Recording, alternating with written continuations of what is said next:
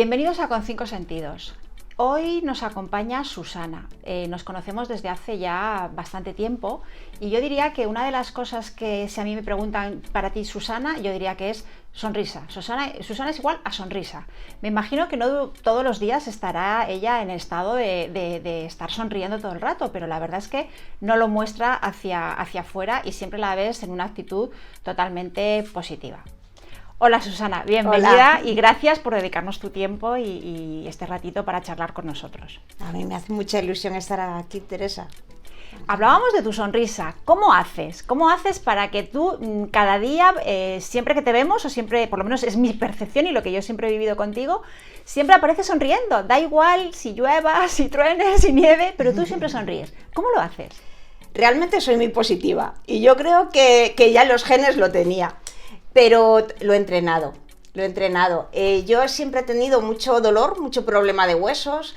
Y entonces una de las cosas que hice para aliviar ese dolor era reírme, aunque no tuviera ganas. Entonces entrenaba esa risa porque el cerebro no sabe que tú te estás riendo sin ganas. Entonces segregas endorfinas y tu cuerpo tiene menos dolor. Y por eso me río muy a menudo. No. Entonces genero muchas endorfinas y luego es algo que ya cuando empiezas ya no puedes parar, lo haces de forma espontánea. O sea, lo interiorizas de tal manera que ya, efectivamente. Qué bien, qué bien. Sí, sí.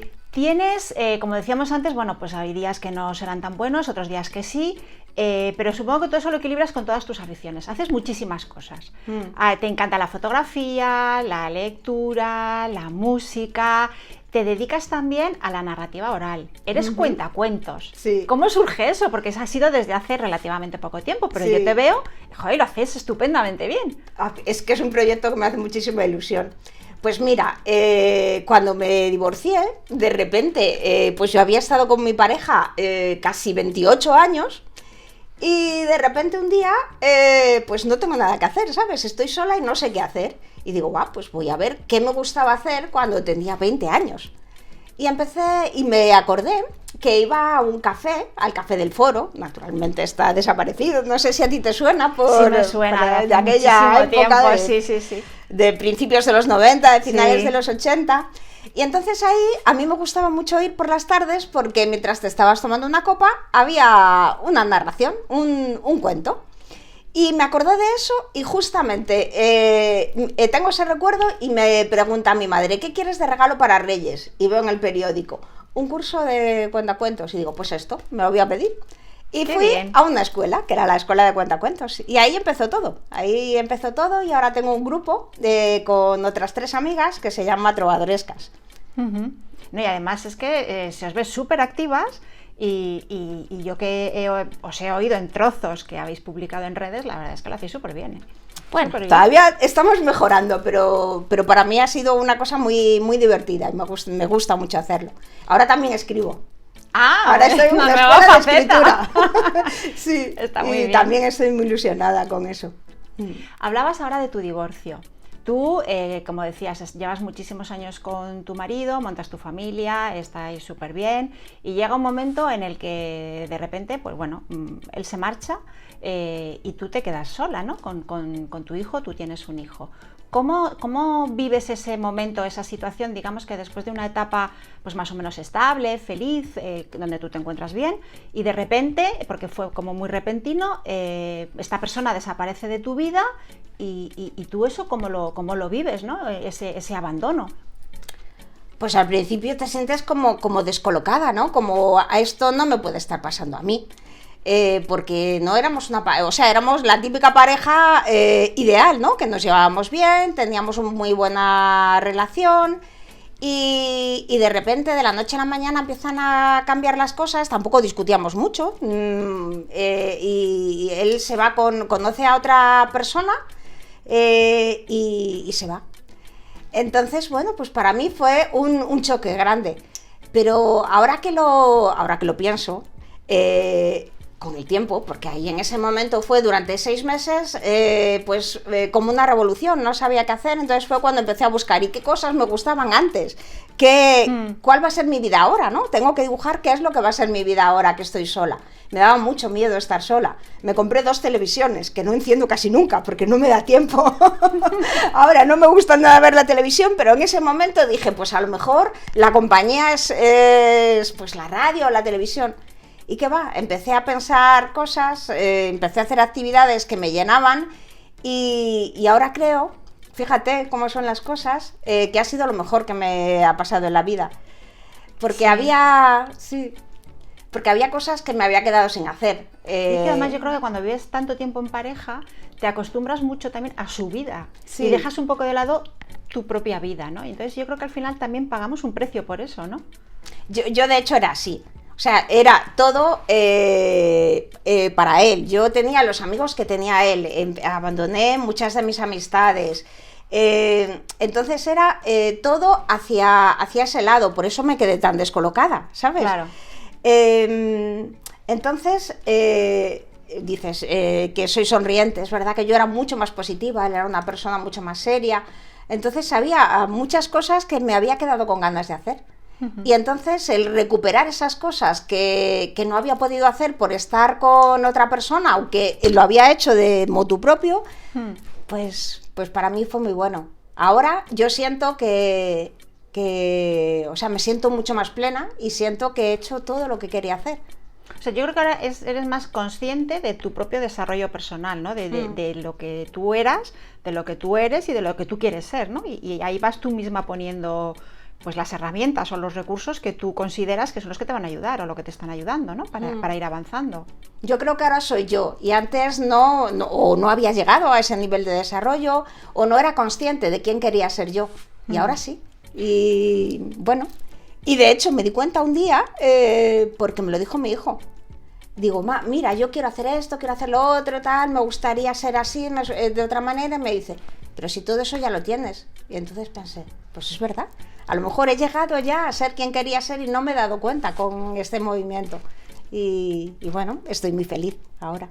Sí, la verdad es que se te ve, se te ve increíblemente feliz. Yo creo que hay personas que cuando sufren este tipo de pérdidas, llamémoslo de alguna manera, a veces son voluntarias y a veces son involuntarias, ¿no? Porque que están tan acostumbradas a estar con una persona, a ser parte de esa persona y se abandonan un poco su parte, que luego les cuesta mucho trabajo recuperarse, ¿no? Porque lo primero que haces es, bueno, me hundo, porque dices, bueno, y ahora yo ¿qué hago? Pero ya no solo a nivel pues físico, de estamos acostumbrados a ir todos los sábados a no sé dónde, todos los domingos a no sé cuál, sino, como tú decías, a nivel emocional, ¿no? Y dices, joder, ¿cómo se vive ese sentimiento de qué he hecho yo o no, de abandono a nivel emocional, personal, ¿no? Decir, pero ¿por qué? ¿He tenido yo la culpa? ¿No he tenido yo la culpa? ¿Tendemos a veces a culparnos a nosotros cuando alguien nos deja o cuando alguien se va? Yo al principio pensaba, ¿qué he hecho yo mal, no? Y me acuerdo de una conversación que tuve con mi madre que me decía, ¿y qué querías? O sea, ¿y qué tenías que haber hecho para que no se fuera? Y digo, pues no lo sé, pero no quiero ser como la mujer que está ahora con él. Desde luego eso no lo hubiera hecho nunca. Entonces, pues no sé, al principio sí que me sentí de esa manera. Me sentí como, bueno, no valgo, ¿no? Claro. ¿Sabes? Pero... Sí, un poco como que te decepcionas contigo misma, como diciendo, pues hay cosas que podía haber hecho y que no he hecho, o dónde he fallado, ¿no? Y yo creo que... Pero fíjate, yo ahí no lo pensé tanto, porque yo creo que hice demasiadas cosas que no tenía que haber hecho. Creo que estaba demasiado con el foco puesto en él y debería de haber equilibrado más y tener también el foco en mí. Y no me sentí muy culpable, lo único que me sentí fue abandonada, como dices tú. Digo, anda, si yo, ¿qué he hecho? ¿O qué tengo mal? ¿Qué tengo malo, no? Para que decida irse con otra persona en este momento, cuando, yo qué sé, hemos vivido toda la vida juntos. Pero bueno, no sé. Fíjate que en ese momento me sentí abandonada, me sentí sola, pero yo soy una persona, y eso yo creo que es por mi educación, que nunca me doy por vencida. Entonces, sé que puedo con todo, siempre lo sé porque me han exigido estar a ese nivel. Entonces, para mí no fue tan difícil, no estuve tanto tiempo en esa situación porque yo sabía que podía con ello. Y además estaba tranquila, fíjate qué tonterías, estaba tranquila porque él estaba bien cuidado, porque no le había pasado nada, porque mi hijo estaba bien. Entonces estaba pensando, bueno, pues si al final ha sido un cambio en la vida que no sé por qué ha venido, nunca sé si es destino o casualidad. Y pues eso, ha venido no sé por qué, pero estamos en este momento y yo tengo que empezar a vivir a partir de ahora, no hacia atrás. Y eso hice. Y eso es lo que le dirías a las personas que están ahora en esa más o menos situación, ¿no? De gente que dices, ahora mismo las relaciones en el momento en el que estamos son muy difíciles, por el tema de estar a la veces demasiado tiempo juntos y otras veces demasiado poco tiempo juntos, pero sí que es verdad que los índices de divorcios y tal han crecido muchísimo en el último año, ¿no? ¿Y qué les dirías a esa gente o a esas mujeres que están viviendo esa etapa, ¿no? De decir, bueno, pues o me han dejado o yo me he ido, pero al final sigue siendo una pérdida, ¿no? Porque al final pierdes la vida que tenías y tienes que empezar de nuevo, ¿no? ¿Qué les dirías? ¿Dónde deberían mirar? ¿Cuál sería la clave para decir, pues bueno, hay que tirar para adelante? ¿Cómo?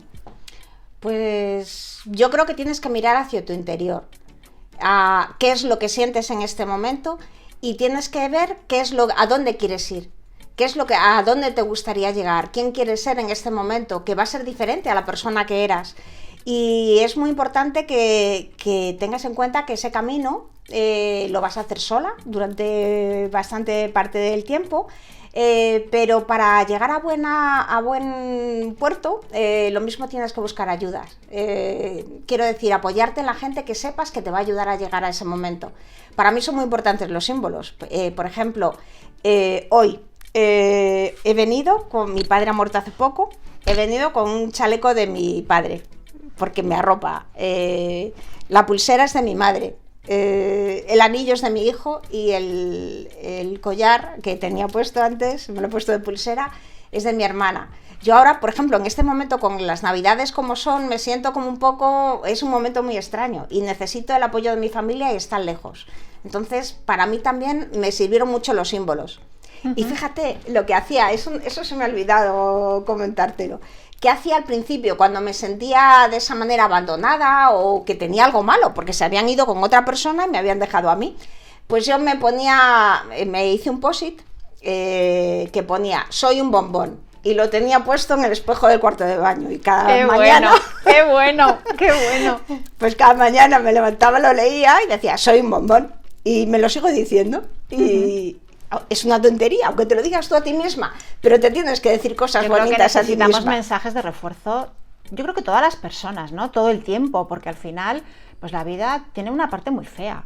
La vida es estupenda, es maravillosa, pero tiene partes feas que tienes que lidiar con ellas y ese tipo de cosas te ayudan a, como tú decías, a pelear y a tirar para adelante, ¿no? Y decir, bueno, yo estoy aquí con la mejor actitud. Y ya, que venga aquí quien sea, que aquí estoy yo, ¿no? Un poco... Sí, es que las cosas que pasan no las puedes controlar. Solo puedes controlar la mirada que tienes sobre las cosas que te pasan, o cómo vas a actuar tú en consecuencia. Pero hay veces que te pasan cosas buenas y hay otras veces que no son siempre así. Sí. Acabas de decirnos que hace poco tiempo falleció tu padre y también es otra pérdida para ti y muy importante, ¿no? ¿Qué relación tenías con él? ¿Cómo sentiste pues su marcha, ¿no? Y cómo lo estás llevando? Pues fíjate, me pasó una cosa que... Él era una persona joven no era, tenía 78 años, pero a día de hoy es una persona en perfecto estado. Sí, no estaba enfermo, no le pasaba nada ni tal. Entonces estábamos en una comida familiar de domingo, casi todas las semanas comíamos juntos. Y cuando mi padre a veces era un poco pesado, o sea, hablaba un montón, y me acuerdo que yo me tenía que ir, y como no se dejaba de hablar, me fui y no le di un beso. Y cuando estaba en el ascensor me di cuenta, y dije, no me he despedido de papá, no le he dado un beso. Y no volví. Cogí y me fui de vacaciones, cogí un avión, me fui a Creta, y el último día de mis vacaciones me llamaron, y y lo pensé. Es que el momento que no le di el beso, pensé, si no le vuelvo a ver a mi padre, si no le vuelvo a ver, por lo que sea, no me habré despedido de él. Y me llamaron que había tenido una caída y que estaba muy grave y tal. Y siempre me acordaré de eso, ¿no? Del beso que no le di cuando pude volver a entrar. Y del momento que supe que no le iba a volver a ver y no le hice caso, ¿sabes?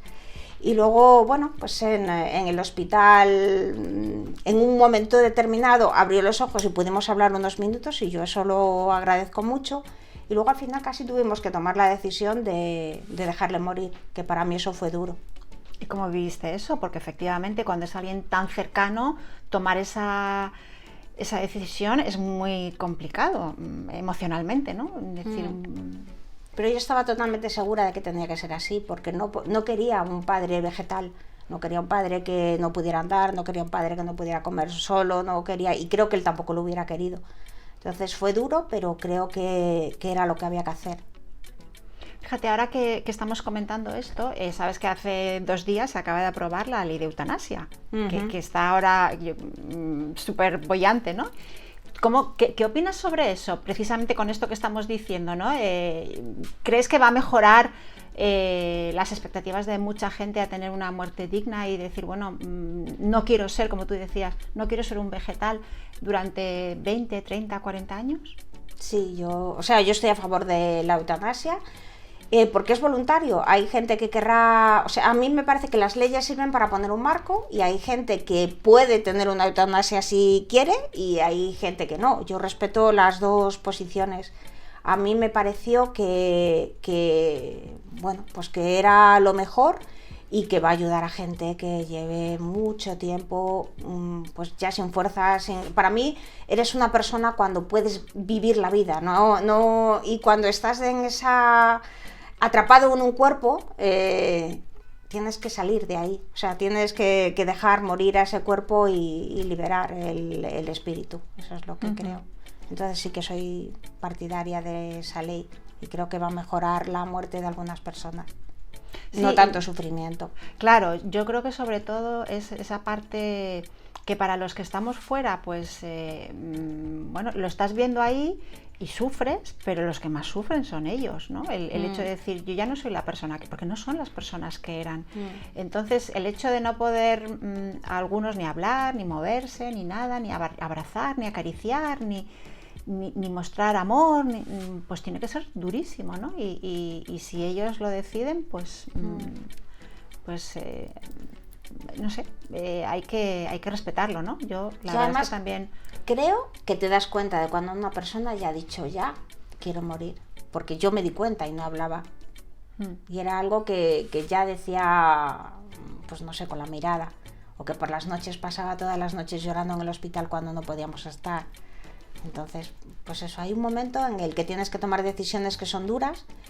Y fíjate, a mí me pareció una decisión dura, creo que era la decisión que tenía que tomar, con lo cual no me arrepiento de nada. ¿Y para qué me ha servido la muerte de mi padre? Pues para poder tener mi casa propia con la herencia, fíjate. O sea que es como todas las cosas malas, al final tienen algo que puede ser bueno.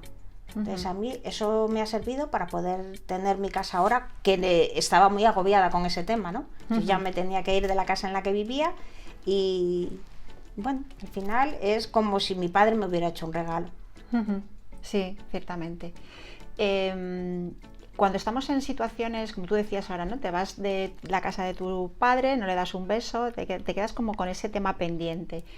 Y eso le pasa a mucha gente. A mí con mi padre me pasó. Mi padre murió con 54 años y yo llegué cuando ya ya había fallecido, porque ellos no vivían aquí. Y siempre tienes esa sensación de cosas pendientes, ¿no? Con esas personas, tenía que haberle dicho, tenía que haberle abrazado más, tenía que haberle dicho más, teníamos que... ¿Cómo gestionas eso? Porque al final se te queda ahí un poco como... no es un sentimiento de culpa, pero como hay un pozo de decir, tengo que hacerlo más con la gente que me queda, ¿no? Eso. Claro. Pues de esa manera, ¿no? Yo no soy una persona muy cariñosa y en mi familia... Nadie lo diría, ¿eh? Porque transmites calidez. Sí. Sí. Pues de la manera que me han educado es no se puede que llorar, no quiero lágrimas de cocodrilo, entonces yo me acostumbré a eso, ¿no? A no llorar, a ser fuerte, a actuar de esa manera, no a acariciar mucho, a no abrazar mucho en mi familia con mis padres. Pero luego sí que creo que eso lo he hecho. Todas las veces que he podido le he dicho a mi hijo te quiero, o con mi pareja en ese momento, y creo que lo que tenemos que hacer es eso. Con la gente que tenemos, con la gente que queremos o con el mundo en general, hacer lo que no hemos podido hacer o por que nos han educado de otra manera. Yo siempre intento sonreír, pero sonrío cuando voy bueno, de una forma práctica a veces. Sonrío cuando voy a la farmacia porque es la primera vez que estoy viendo a esa persona y le saludo. Y además porque luego al final pues me dan una muestra de crema o me dan, ¿sabes? Te tratan de otra manera cuando la forma de acercamiento es más cálido. Yo creo que tienes toda la razón, y además eso lleva implícito que vemos una persona sonriente y ya la vemos amable, y yo creo que la amabilidad genera agradecimiento. Entonces siempre tienes ahí un poco la vuelta, ¿no? La vuelta, sí. Yo siempre que leo algo, por ejemplo con Héctor Trinidad, cuando publicó el libro de Cambia para cambiar el mundo, él decía siempre, sé amable. No cuesta nada, y siempre eso genera en la persona que lo recibe agradecimiento hacia ti, ¿no? Porque te estás acercando a ella con una sonrisa. Y eso se agradece. Y también para ti misma, ¿eh? Como lo de soy bombón, sí. O qué guapa estás hoy, que me digo yo a mí misma, pues también el tener la sonrisa o el ser amable con los demás hace que tú te sientas mejor. No solo es para los demás, sino para ti misma también. Y luego me decías antes que qué recomendaría a las mujeres que estuvieran en esa situación, en una situación de abandono, ante una pérdida. Ahora mismo estamos en medio de una pandemia y hay mucha gente que se está yendo sin despedida. Entonces, yo entiendo que eso es muy duro, ¿no? El decir, no puedo hacer mi duelo, no puedo... Me da igual gente que haya fallecido, un abandono porque se ha marchado, pero al final tienes ahí un proceso de duelo. ¿Qué les recomendarías? ¿Qué les dirías? ¿Dónde está un poco la clave, ¿no? El decir, bueno, mirar aquí, o ¿cómo les recomendarías que siguieran el camino? Pues fíjate, yo ahí hice también un poco por casualidad, empecé con el mundo del yoga, con la meditación, con mindfulness. Y entonces ahí, pues lo que se entrenaba un poco era deja los juicios aparte, vive la vida de una manera amable, disfruta cada uno de los momentos que tienes, disfruta con todos los sentidos, sé más consciente de lo que pasa a tu alrededor, no te dejes llevar por el día a día, sino hay momentos concretos del día en el que puedes disfrutar. Las pequeñas cosas son lo que hacen nuestra vida. Pon el foco en que las pequeñas cosas del día a día sean importantes, porque al final es lo que te construye. Las pequeñas cosas. Todos los días vamos al trabajo, todos los días estamos en un atasco, todos los días nos pasan cosas buenas y malas. Pero hay diferentes formas de enfocar el tomarte una copa de vino, saboreándola, o beberte 7 copas para emborracharte. Pues para mí no es lo mismo. Entonces, para mí esos pequeños detalles son muy importantes. Y los rituales también, ¿no?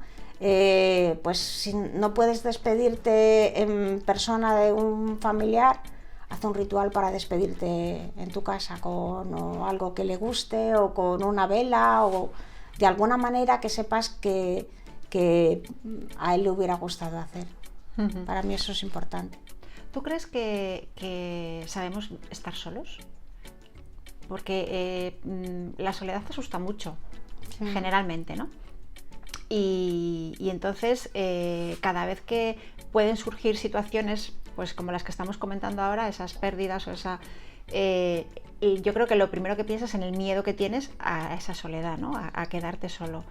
¿Crees que es un tema educacional, o es un tema del ser humano intrínseco que dices, bueno, la soledad no se lleva bien con nosotros, o nosotros con la soledad? A mí es que me resulta muy fácil estar sola. porque yo soy, no sé si lo parece, pero soy una persona muy introvertida, entonces siempre he mirado hacia adentro y no me aburro nada estando sola. Muchas veces me he sentido más extraña estando en una fiesta, en una multitud, o ahí me he sentido a veces, ¿qué hago yo aquí? Sin embargo, estando sola no me siento sola. Para mí es diferente estar solo de sentirse solo. Y, a ver, a mí hay mucha gente que el foco lo pone en el amor que le den los demás o en los demás. Y a mí mi necesidad básica es la libertad. Entonces, si quiero tener mucha libertad, a veces tengo que estar sola. Si quiero hacer todo lo que me gusta, a veces no me acompañan. ¿Y qué decido? Pues hacer las cosas sola. Y para mí no es difícil, pero no es difícil porque me siento cómoda. Yo puedo ir perfectamente a una cafetería a comer sola, o a una exposición o al teatro sola, porque hay gente que claro, eso sí, no se atreve a hacerlo, ¿no? Efectivamente. Pues si no tienes, otro consejo, si quieres hacer alguna cosa y no tienes con quién, hazlo sola y disfrútalo sola. Yo la primera vez que fui al teatro sola no fui por elección, fui porque había comprado las entradas, me dijeron en el último momento que no podían venir conmigo y me pilló un cabreo, claro, que no te puedes imaginar. Sí. Pero ¿qué quería más? ¿Quedarme enfadada en casa o ver el musical? Ver el musical. Pues me fui sola. Y al principio pensaba, me estarán mirando todos porque estoy sola, pero nadie me miraba. Eso suele pasar. Y yo disfruté un montón. Y luego ya muchas veces otra vez era, vamos al cine, yo quería ver una película, todo el mundo quería ver otra. Pues fui a ver la película con mis amigas. Pero al final, otro día me fui yo sola al cine. Y así, pues empecé a hacer cosas sola con las que disfrutaba. Por ejemplo, yo voy a un museo, a una exposición de fotografía y disfruto mucho más cuando voy sola, porque no tengo que estar pendiente de la conversación con la otra persona, no tengo que estar pendiente de que no puedo pararme viendo este cuadro 5 minutos.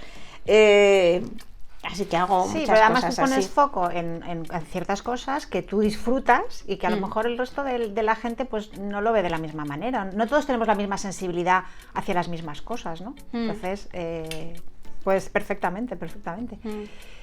No te quiero quitar más tiempo. En una palabra, ¿cómo definirías a Susana? ¿Qué rasgo es el más característico de Susana? Pues yo creo que soy positiva. ¿Sonriente o no? Que también soy sonriente. Sí, eres muy sonriente. Sí, pero soy positiva. Siempre encuentro algo positivo en las cosas que me pasan. Que también me pasan cosas malas, pero no tantas. Eso está muy bien.